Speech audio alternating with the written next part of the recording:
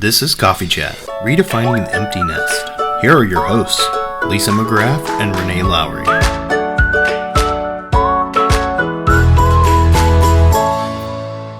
Hi, welcome to Coffee Chat, Redefining the Empty Nest. I'm Lisa McGrath with... I'm Renee Lowry. Hi there, and we're so excited because our children have gone off to college. We started a series a couple weeks ago about how to prepare when our children are going back to school, and now we've been able to survey some of those same students again, and the results have just come in, so we're really excited to share the information that, quite frankly, Renee, this is in your wheelhouse. This is the relationship piece. This is what you do. So I'm sure that you were just as surprised as I was by some of these answers that have come in. I was. And my biggest takeaway from these answers that have come in is just the sheer magnitude of how you can tell that everyone who answered this, all these college students, really care about their families and put a lot of thought and honesty into this. So I'm excited to share some of these answers with you today. Yeah, I'm excited too. And here I am coming from a position where when my children, I had boys, so when my children left, I sat there thinking I did a good job. I did the best I could, and reminding myself that they're growing into adults and they're responsible for themselves and their choices that they make. But I also lived under the umbrella of anything that goes wrong, they're going to blame me because I'm the mom. And so I think of that. Is a thought and a fear. So can you share one of the questions with us? Yeah, absolutely. We'll just jump right in there. The first question we asked is, what's something you miss most about being home? And this brought a wide variety of answers. You know, everybody had a little something different to say. Some of them were philosophical, and some of them were as simple as hanging out with my friends. Oh, yeah. And food was a popular one. Yeah, food was probably the most popular answer. So, you know, if you have a college student and you have a traditional dinner, lunch, dessert that you make regularly, send them the recipe. If you can mail it to them. And I know they would probably appreciate a little piece of home. That's a very good idea, because you've heard about, I don't know if it's changed, but it used to be the college 15. Yeah. So they're eating the junk food and all of those things, and they're on the go, and probably not looking at the nutritional values of what they're eating. So that is something. But yeah, the one that came across, that food one, seeing that all the time pop up, I was like, I understand what they're saying. And I love your suggestion. Send them a recipe. Send them a care package. Could just, bake their favorite goods or whatever and send it off. It doesn't have to be a major thing. It could be a small thing, but I really like that. So that's good.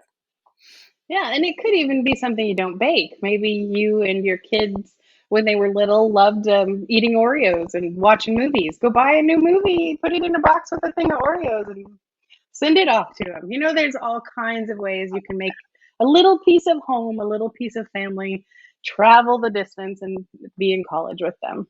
Yeah. It's something that occurs to me. I had a friend that just participated in something like this, but with Zoom, they actually had the recipe cards. And so they knew about what the recipe was, and they cooked it and ate on Zoom. They had a dinner on Zoom. Oh, that's amazing. So that's something that might be kind of fun to do too. Yeah, that's incredible. I was thoroughly impressed with one of my daughter's friends last year. It was freshman year of college. And for my daughter's birthday, she arranged a Zoom call that lasted almost 2 hours. And she partnered with her parents, me, to contact all of her old friends who were in colleges all over the place by this point, and some just hanging out with their parents and stuff here. So we got on a Zoom call with her parents, her grandparents, her friends from all over the place for like 2 hours. And it was like November, shortly after school started, but it was her freshman year. So I got a little piece of her family and friends in college with her. And I thought that was such a brilliant idea. A parent could arrange that kind of a thing too, where you Yeah. call up her 3 or 4 closest friends and put them all on a Zoom call and surprise her with a little piece of home. Yeah. Or Yeah, or him. yeah, him, and I just think I love it, or even a game night. Yes. Now all of a sudden, I'm thinking of my grandchildren, of course, and they're not in college yet, but this Zoom might be a great way to have that continue that long distance relationship by talking about maybe a similar movie that we've watched, like you just said, or maybe a game night. I'm thinking it might be kind of fun. So I like that one. But I was, yeah, response, the food response was my number one choice. Yep. Other ones we got were things like hanging out with friends, um, and I missed my family. Um, the location of my home was one a few people said. So I don't know whether those people just miss the city environment and now they're in more of a country where there's less to do. I don't know, but that was an interesting one.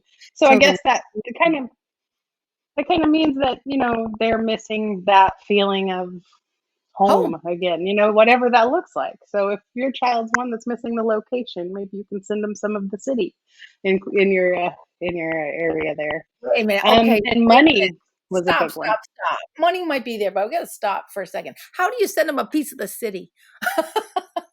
What Um, can you send them? Let's well, get some for ideas. example, yeah, for example, I live in New York City, right? So um, we are like, there's a bazillion restaurants, bakeries, and we've been to a bunch of them, not anywhere near all of them. But one thing that I could maybe do is I could go to bakeries all over the city and send Alexis a sample from this bakery and that, because that's what we do when she's here.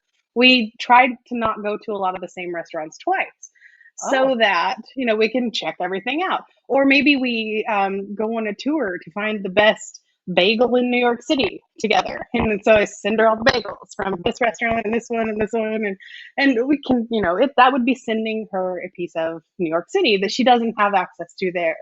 I like Another thing you could do is you could be a tourist in your own city.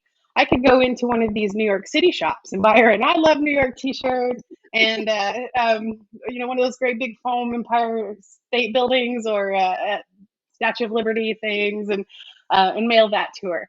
Um, in other cities, it could be some grass from the lake where you guys swam a lot, or yeah. So whatever was now you got your me version of thinking. where you live. Yeah, you got me Yeah. thinking the beach sand or a rock. But how about this? And I don't know. You have to tell me if it's a good thing or not. But do you remember Where's Waldo? What Hmm. if you have one of their stuffed animals or something and you went around the city or your town and did a photograph of, of that little animal they used to have or something, and or do funny selfies at different locations and Yes. send them along. It's just a way to be, to make them feel Yeah. it. And send them all the photographs with the little stuffed animal. That would be awesome. Yeah, so Yes, I that's what I love thought it. of when you said that. But now you're talking money. So what did they say about money? A few people mentioned that the monetary assistance from living at home with their Uh, family was something that they missed. so they And recognize I get it. that. Yeah. They're starting to see that it's not all it's cracked up to be, to have your own bills to pay and your own responsibilities and Yeah. no income sometimes. So it is a concern of our college students. Mhm. And it's something we should probably be aware of, because I know for most of us, probably money is a big stressor in our lives. So Mhm. you add the money stresses to the school stresses and the friend stresses, and it's it's got to weigh on them a little bit, even though their money troubles aren't a $450,000 home mortgage.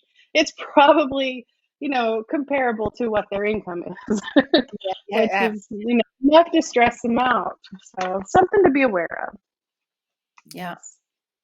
And Our question. Oh, sorry. Go ahead. no, go ahead. Well, I'm just thinking. I was still thinking on the money thing, and we talked about maybe sending a care package, but sending. I don't know if you want to send money through the mail, but maybe transferring money, or sometimes they have those meal plans where you can put money on the meal plan and things like that. Those I'm sure would always be appreciated, or little gift cards to different things. So. Yeah, I think that's great. I love the gift card idea. One thing you have to be careful of is to make sure they have one of those in the town where their college is. So, like if I was to get Alexis a Pizza Hut gift card, and she didn't have one that she could use it there, but that way you're basically buying them a night out, ordering pizza for her and her friends, pizza night on me, Yep. and that would be a good way to show you care and Yeah. send a little bit of care that way. Yeah. I like it. Okay. Okay. So I'm sorry. Go ahead. Oh, that's all right. Question number 2. If your parents could do one thing for you this school year, what would you want from them most? Was a question. Um, Several of the answers were something along the lines of make it easy on me and give me confidence in my efforts. Mm. Um, I think what they're trying to say in these is that don't forget the encouragement. And it's the because it's easy to when I know I do this, and maybe you do too. It with adult children, with children and families of their own. But a lot of times as parents, it's our kids talk to us and we're like, "Oh, fix this, do this, fix this." And a lot of times it's easy to forget or sugarcoat the "Wow, you're doing that great" aspect of it. So encouraging them, telling them their efforts are worth it, and that you're proud of them. Things like that will go a long way with our college students. Um, so In that high was several school, of the answers. even high Yeah, school, and this is true too. any student actually. Yeah, I can remember always, and I still do, even in my coaching practice, the power of yet. So Yeah, when you're trying to master something, you're not a master yet.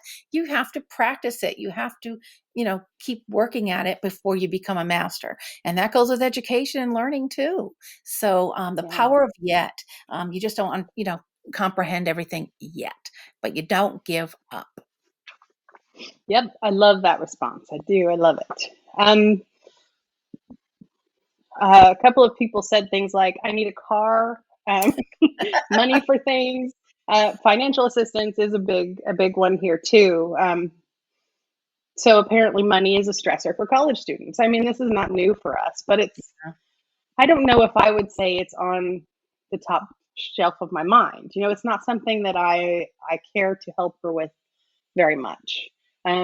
Because part of my job, I feel, as a parent at this juncture, is to start tapering back my financial assistance so that she has the need to and the desire to go out there and work hard and earn money for herself. Hmm. So like where do you draw these lines? This is Hmm. this is probably a question of the ages. I don't Yeah, know. And it's very likely different from family to family too. So if you yeah, have the ability to help out your son or daughter, do it. Um, but maybe not all the time. Maybe here and there. Maybe how you want to help them out and not yeah. everything they want. I don't know. But it's a fun question to ponder.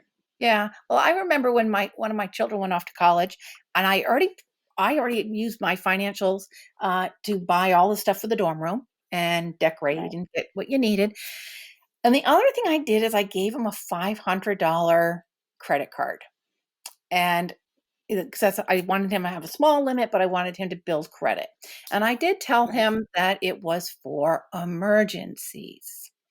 And that was on a Friday, and then on Monday, my bank called me to see if they could have permission to raise the limit, and I'm like, "No, why would I raise the limit?"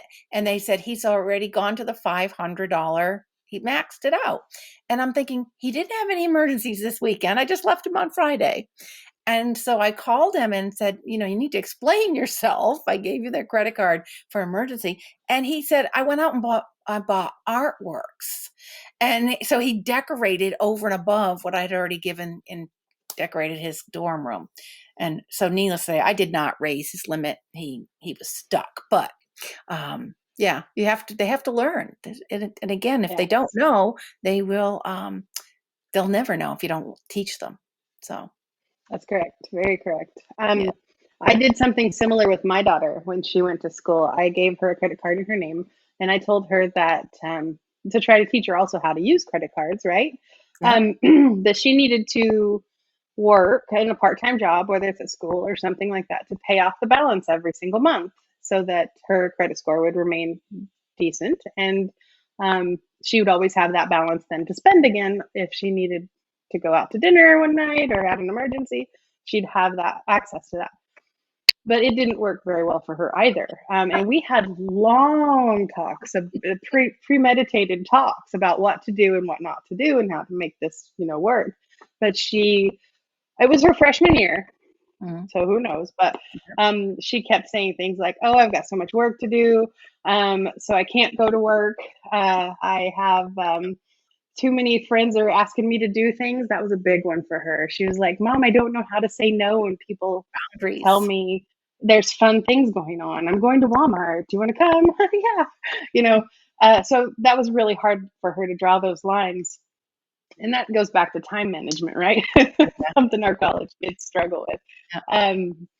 But Boundaries. yeah, it didn't work. It was a failure of epic proportions. I think that card is still maxed out because she pays it off a tiny bit and then uses it, like the wrong way to do credit. Yeah. And I'm working on her, but maybe we'll get there one But she's day. responsible for her own credit card. She is. Yep. She has to be responsible for her own. That is very That's great. correct. Yeah, those were the main hot ones on this question. To be more understanding, a few other little things like that.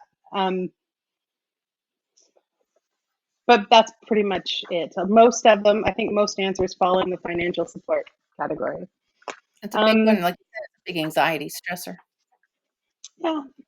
Yeah. The next question. Is there anything that you wish you had confessed to your parents or said to your parents before you left home? Ooh, This that could be question, right?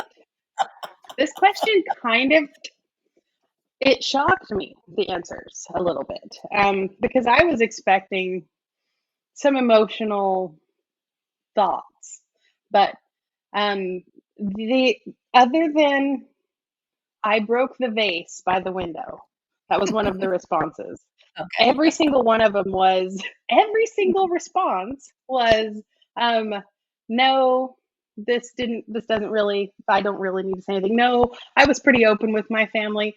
There's nothing I would need to say to them there. So I don't know what to draw conclusions to draw from that. Maybe we're, as a society, even just getting better at Being having open. that open relationship with our almost adult children.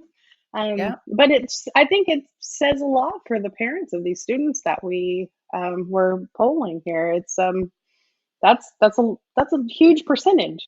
So you know how when we started this, you were talking about being a little nervous that you were doing it right, and maybe this is a clue directly from the mouths of our babes that we shouldn't be so nervous because we are doing it right. It's okay.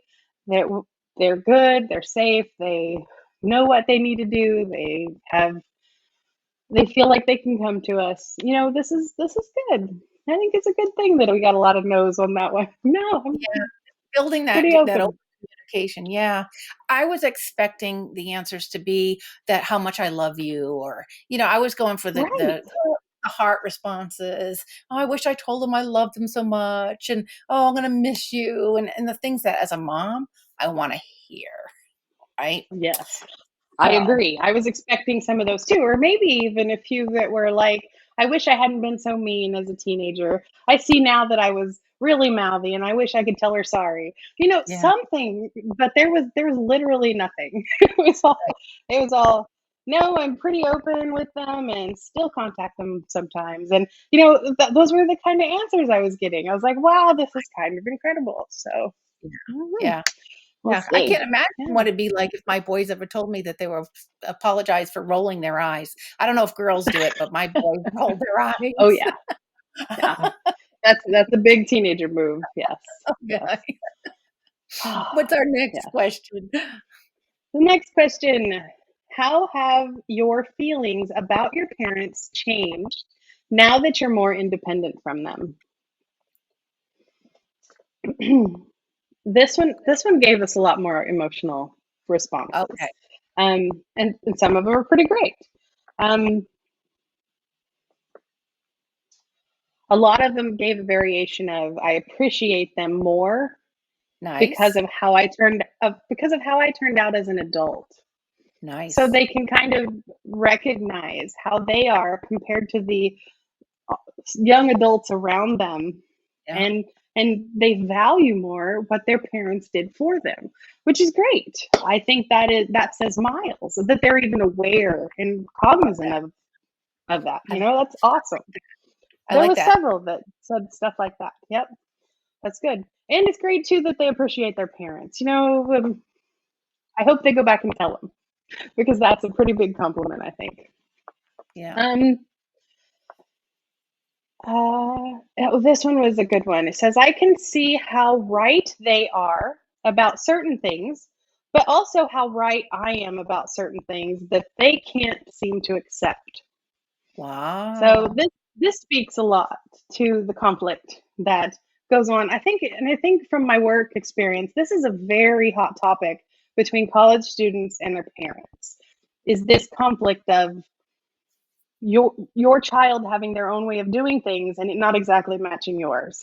It's and we're not talking about doing drugs or partying or getting drunk every Thursday, or whatever the case may be. We're talking about sometimes little minor things like which classes to take, um, how you spend your weekend. It could be any number of things. Maybe you grew up in a vegan household and suddenly you don't want that lifestyle anymore. There could be many different conflicts where it's emotional to the parents that they continue doing certain things a certain way, and the child starts to then value other things, and it can cause a lot of disconnect, a lot of friction in this family in this instance.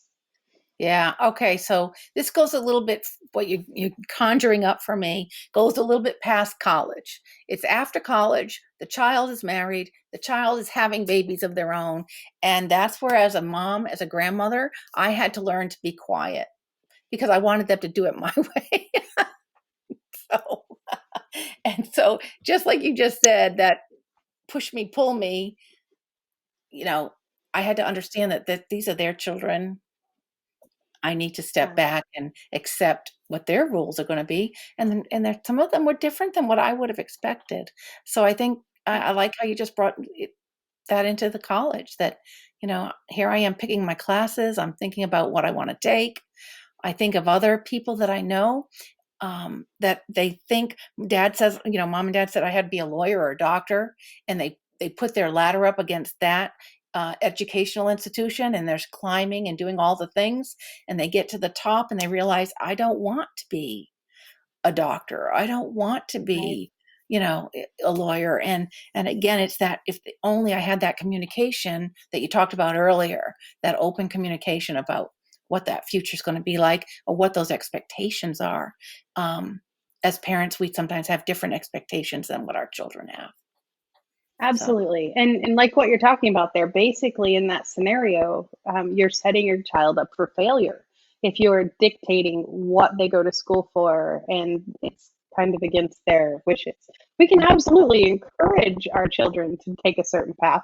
Um, we can, I mean, a lot of my clients even are like, I'm paying for their college, so they need to go for what I want them to go there for, which is understandable, but then that has to become a choice of the child, really, because they are an adult in this situation. And if they choose to accept your money, that's going to be the exchange, right? If yeah, they choose to accept your money and follow the path that you have outlined for that money, then that's okay. But maybe the thing is they don't get the money if they go the other direction. There's lots of ways you can go to college, get loans, and do it your own way. But that becomes a clear choice the child then has to make, um, preferably without the judgment, right? Without the judgment and the hurt feelings. It's a choice. What we see a lot with middle-aged people in different careers, especially in this kind of tumultuous time where there's a lot of unemployment. Um, there's a lot of people that are like, I did this because my dad did this, and this is the easiest thing for me to get into, but I never really liked it. I never really had a passion for it. I always wanted to do this other thing. And I mean, you can kind of see our society moving towards everybody's an expert in their own area. You know what I Mhm. mean? And these career paths are less important, especially with this work and home environment that we're creating, even among corporate Yeah, companies. but even so, you can go to college for one career path and not even work in that career path, right? I believe, and again, I know that all students don't have to go to college. I do understand that. But I also understand that there's a richness and that adds to your life when you do go to those post secondary programs, the people that you meet, the conversations that you have, in opening your mind to new ideas. And so, even if I find myself in a career path at college, my whole thing is, and I'm coming from the humanities, so I want everybody to be happy. I want everything. But I also want them to have that exposure so they have ability to make better decisions later on. So, Yes, I I actually told my daughter, I agree thoroughly because it's what you're saying is wonderful. But I actually told my daughter, who shouldn't need to go to school, she wants to do real estate investing. So a college degree is not essential to that career path. She might have better luck getting a real estate license and building up from there. Something like that might be a faster path to success in that kind of a field. Working with investors and doing mentorships or internships or things like that. It's not necessary to have a college degree. However, and she was toying with, do I go to college? Do I not go to college? It's extremely expensive to go to college. Do I want to incur that much debt? I told her it's important for her to go to college, not for the classes, not for the degree, but only to learn how, in a safe environment, in a kind of buffer time frame, right? Because they still have some supervision with their RAs in the dorm rooms, and they also have a safety net. They have a meal card that's probably paid for, so they can eat, even if they didn't earn money that month. Um, so things like that, and it gave her space from us. I raised my daughters to be so independent from early on, and to a fault, probably. They were ready to go when they were 14. That's just kind of how it was. Um, but I knew she needed the space from us to really thrive, and she did. And she called me that first year she was gone several times and said, "Oh, I'm so glad, I'm so glad you told me to do this." So yes, there's a lot more benefit to go to college than just the degree. I'm a firm believer in that. And yeah, every kid is going to be different, right? yeah. And they Every learn to family's adult. need. Like you said, they're learning to be an adult. And I know there are a lot of times Exactly. now that I've said, oh my gosh, this adulting thing is pretty difficult, depending on the situation that myself. So, It is. do we have Yep. any other responses that you want to talk about? Um, Not on that question. They're all pretty similar. Okay. Um, I'm less reliant on my parents. I don't rely on them as much as I, used to. Things like that were a lot of the comments as well. And that is most of the questions that we had for this. I think that's all of them. Yes. So that But when you talk about them saying that how they were glad that they were being self-reliant and all of that, there's an intrinsic value that comes to, when I know I can stand up on my own 2 feet and that I'm doing that, there's value in that as well. So that absolutely. self-reliance and persevering and all those other qualities that are very, very important. And we want our children to learn. Even though secretly we want them to come back, at least some of us, come home, come home. But again, no, it's really more about that they've grown and flown and they come back, to visit, Yeah. and then they fly away again. So that's I important. think I think yeah, the key to this conversation that we're having is to remind ourselves as parents to remember the bigger picture. For most of us, the bigger picture is going to be our relationship with our child. So the details we might totally disagree on, but both your child and you want what's best for them. You both want them to be happy and live full lives. These are the bigger perspectives, right? And whether they get that big full life by being a famous scuba diver or being a lawyer, it's irrelevant to the bigger picture. And if you focus too much on the details of getting there, it can drive a big wedge between your relationship. And if the relationship is centered, it's great to also remember that there's nothing that you can't go back and change.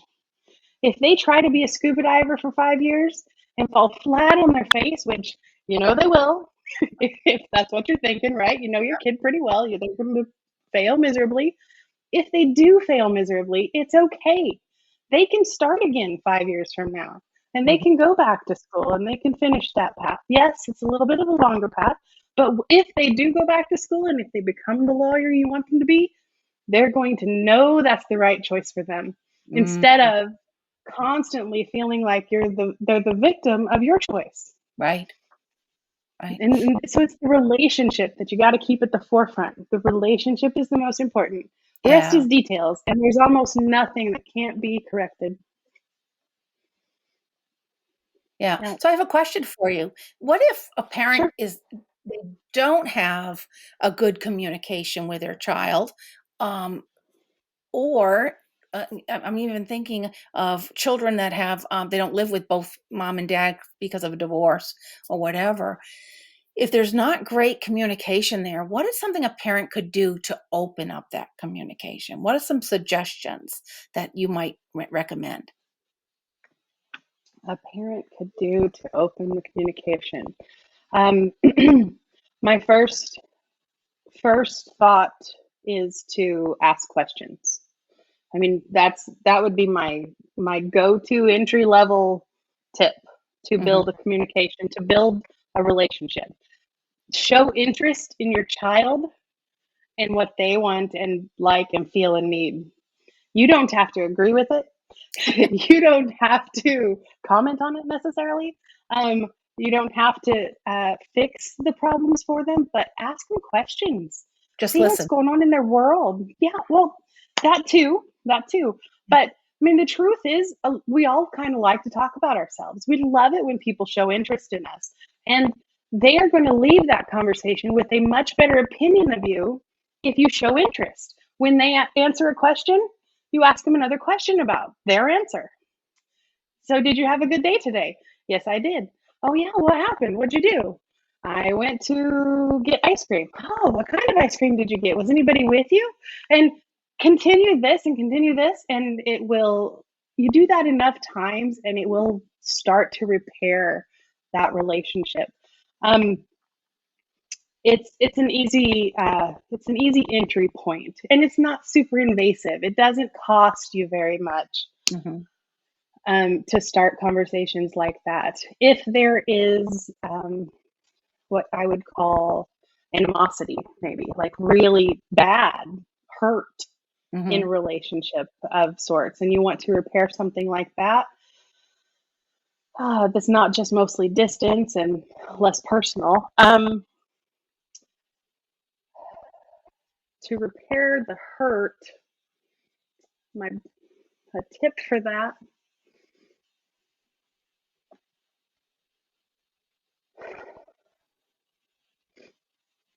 it would definitely be this tip that I would like to share, and that is, say, okay, you're right. What do we do about it now? Because this is not the same relationship I want to have in the future, right? And when I say okay, I mean okay means, all right, this is where we're at. Okay, you feel this way, I feel this way. I know your feelings were hurt when I did that, and my feelings were hurt when you did that, reacted this way, and there's hurt there. Okay, we're acknowledging it. All right, this is it. This is fresh right here. It's all out on the table. And then the you're right. You say this not because they are correct, but because they feel that way. Mm-hmm. They are right because that's how they feel. Nothing you're going to ever say is going to convince them that they're not right, because from their perspective, they are entirely right, just as you are right in your perspective entirely. Mm-hmm. It just so happens that we have different perspectives on the subject. This is why eyewitnesses are so not such a great way to figure out who did the crime, because everybody can see things happen a little bit differently. Mm-hmm. And it's true that some people have different priorities, some people have different ways of thinking about things, and it can cause a lot of friction. So just acknowledging that, yes, I know you feel this way. You are correct that you feel that way. I get it. Um, it takes a lot of the pressure off. You can't really argue anymore when someone's saying you're right. It kind of stops the escalation right there. Boom, stops the escalation. Nobody's going to argue with you if you keep telling them you're right. And the more they yell at you, because you've had this conversation before, probably, Yeah. the more they yell back and throw punches, and they know right where to hit. They do. Um, then you can just say, "I know you're right. You're right," and it Let's talk about stops it, that right? escalation. And it will take time too. You'll have to have this conversation probably several times, but the more you do it, the more consistently you do it, the faster it will de-escalate, and the faster and the faster and faster. And the last part is, what do we do about it now? So this encourages us to go to the next. What we know, we were hurt. We know we all messed up. We know all of this happened. Now, how do we get the relationship we want instead? Instead of focusing on what all the horrible things that went wrong, how do we refocus onto the things we want instead? And what do we need to do to get those? Right. And this is the best, fastest way to fix hurt in any relationship. But with your kids, it works great. With your spouse, it works great. Because the bottom line is, we hurt the ones we love the most, Mm-hmm. because we often cared the most about those relationships. If someone who was crazy on the street was yelling at you, calling you names, stranger you don't know, you're not going to get emotionally invested in that. And it doesn't matter to you much if he calls you names, because clearly he's crazy. Look, he's wearing his underwear on his head. Right. Like, nobody's gonna believe him anyways, right? Um, but when it's people we care about, we take it personally, and it hurts. And Right. the more hurt and pain there is a sign of more love and more care, almost always. Yeah. And if that's the case, okay, I know you're right. What are we gonna do about it now? Yeah. It helps a ton. Yeah. I can remember reading, and I think it was your first book, the blueprint with the toolbox.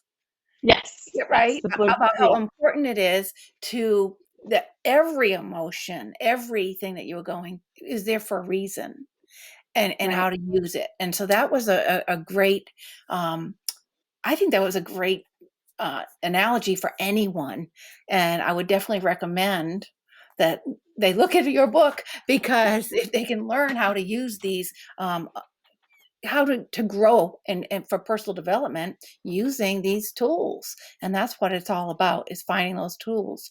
And I think my biggest takeaway, I love some of the answers to the questions. I was surprised that not a lot of them wanted to say, Mom, I love you, a whole bunch, or, to the parents. But I think my biggest takeaway is that we, as parents, we do the best we can. And we wish the best for our children, and we don't want them to hurt. We don't want them to fall down, but we also have to realize that they are going to fall down, and they will get back up. They will get back up, and that's how they're learning their lessons. And it's real important for us to, like you just said, I loved it. Start asking questions. Listen to what they have to say. And you said you don't necessarily have to comment on it. but listen to what they have to say, show interest in who they are and who they want to be, and allow them to let it organically happen. That communication is open and clear, just like we said that some of the answers for the kids that they answered, that they had that open communication, and so they had nothing left to say, um, Right. except that one guy who broke the vase by the window. um, he Yeah. good thing they didn't have to put names on these surveys. um, Right. Not going to call him his parents. yeah. Yes. That was Yeah. How about you? fun. Awful lot of good stuff today to share with us. So that was great. How are you doing with both of your girls away? Are you doing all right? I am. I'm really coming into my own. It's kind of awesome. I feel like I have a lot more time, which is great. Mhm. I also, it's interesting to watch my younger daughter do a lot of the same things that I saw my older daughter do last year. With she doesn't call me as much as often. Granted, she has her aunt and uncle there, but at the same time, it's different.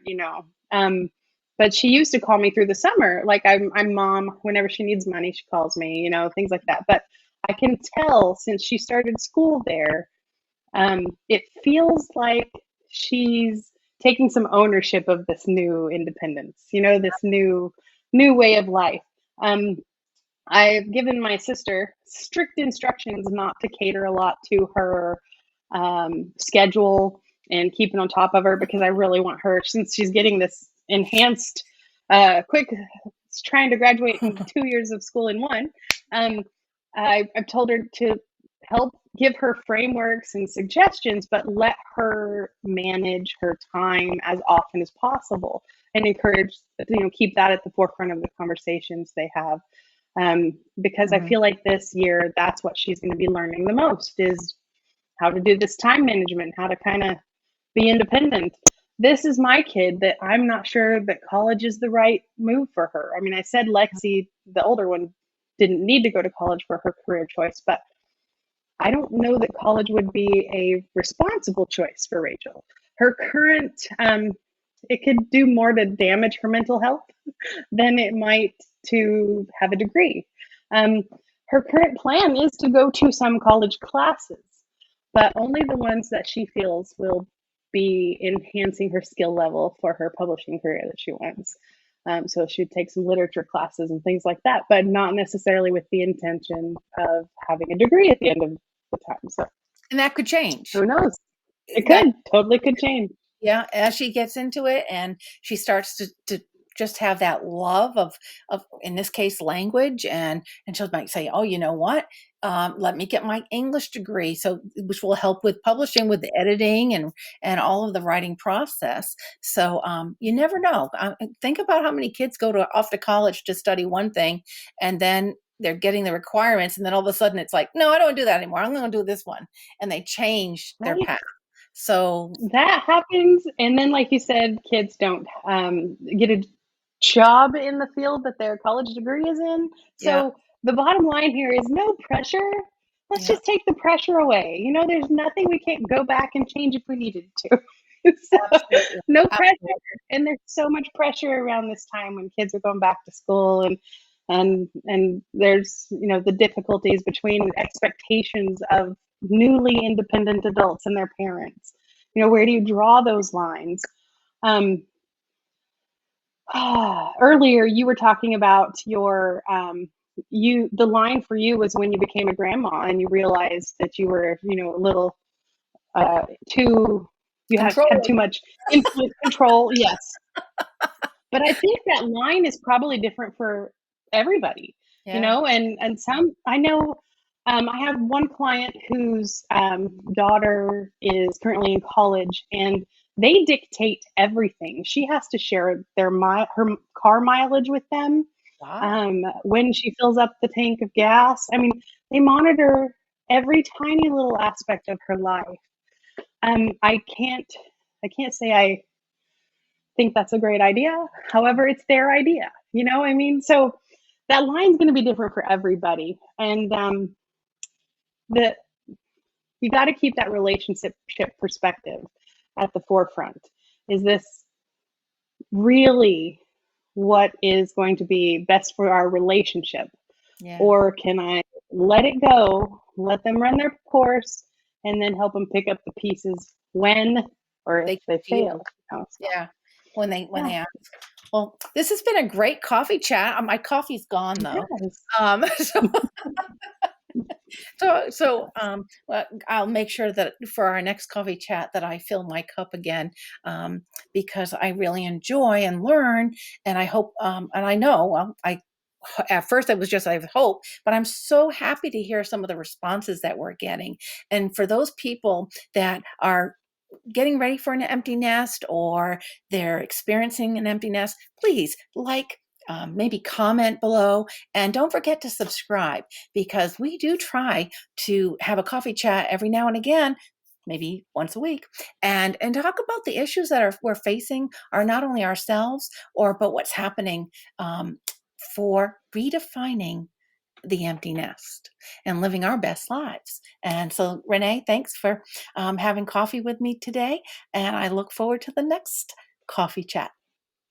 Me too. Thanks. Bye. Bye.